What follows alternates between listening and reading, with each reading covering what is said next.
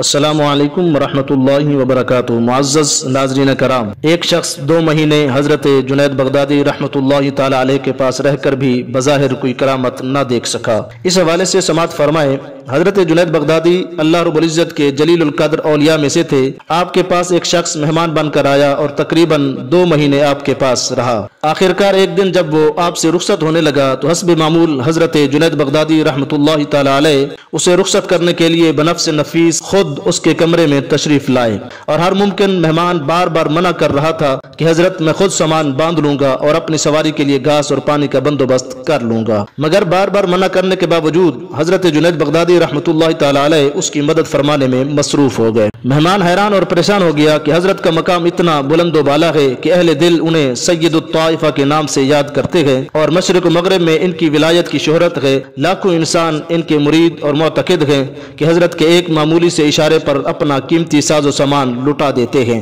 اور حضرت خاکساری اور عاجزی کے ایسے پیکر ہیں کہ میرے جیسے معمولی انسان کی خدمت گزاری کو باعث فخر اور فرض اولین سمجھتے ہیں۔ جب سامان تیار ہو گیا اور سواری بھی تیار ہو گئی، جب وقت رخصت ہوا اور مسافے اور معانقے کی باری آئی تو حضرت جنید بغدادی رحمۃ اللہ تعالی علیہ نے مہمان سے پوچھا کہ آپ اتنے دن میرے پاس رہے لیکن آپ نے کبھی کچھ بتایا نہیں کہ آپ کس کام سے میرے پاس تشریف لائے تھے اور اب کیوں واپس جا رہے ہیں؟ تو حضرت جنید بغدادی رحمۃ اللہ تعالی علیہ کا یہ سوال سن کر مہمان بہت سہم گیا کہ اگر حقیقت بتاتا ہوں تو پریشانی ہے کہ جنید بغدادی رحمۃ اللہ تعالی علیہ محسوس نہ فرما لے، اور اگر نہیں بتاتا تو نافرمانی ہوتی ہے جو اہل حق کے نزدیک جائز نہیں ہے۔ حتیٰ کہ گہری سوچ میں پڑ گیا، اس کے دل کی کیفیت کو بھانپ کر حضرت جنید بغدادی رحمۃ اللہ تعالی علیہ نے فرمایا، میرے دوست، گھبرانے یا شرمانے کی کوئی ضرورت نہیں ہے، جو کچھ آپ نے کہنا ہے صاف صاف کہہ دو۔ ہم لوگ جس طبقے سے تعلق رکھتے ہیں کسی ایسی ویسی بات کا برا نہیں مناتے۔ تو حضرت جنید بغدادی کے ہمت دلانے سے رخصت ہونے والے مہمان میں کچھ جرت پیدا ہوئی اور شرماتے شرماتے کہنے لگا، حضرت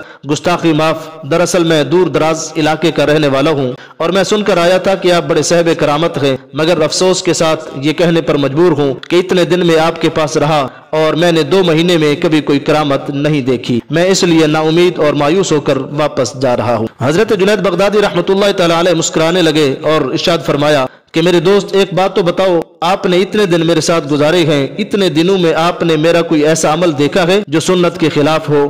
مہمان نے انتہائی کمال سادگی سے جواب دیا، حضرت یہ تو آپ نے درست فرمایا ہے کہ میں نے 2 مہینے میں ایسی کوئی چیز تو نہیں دیکھی ہے۔ حضرت جنید بغدادی رحمۃ اللہ تعالی علیہ نے ارشاد فرمایا، دوست، یہی میری ولایت ہے اور یہی میری کرامت ہے، میرے طریق سے اور میرے نزدیک یہی میری کرامت ہے کہ کوئی ایسا عمل جو سنت کے مطابق ہو اور بندے کا کوئی قدم ایسا نہ اٹھے جو سنت رسول کے خلاف ہو، اور زندگی کا ہر لمحہ اللہ اور اس کے رسول صلی اللہ تعالی علیہ وسلم کی اطاعت و فرم برداری میں گزرے۔ ہوا میں اڑنا اور پانی پر چلنا کوئی اتنی بڑی کرامت نہیں، بلکہ اصل کرامت اور ولایت تو یہی ہے کہ کوئی عمل سرکار دو عالم صلی اللہ تعالی علیہ وسلم کی سنت کے خلاف نہ ہو۔ یہی اصل اور مضبوط راستہ ہے جس پر انسان چل کر راہ نجات حاصل کر سکتا ہے۔ اس ساری بات سے معلوم ہوا کہ انسان کی کامیابی اور کامرانی اتباع سنت سے وابستہ ہے۔ وما توفیقی الا باللہ۔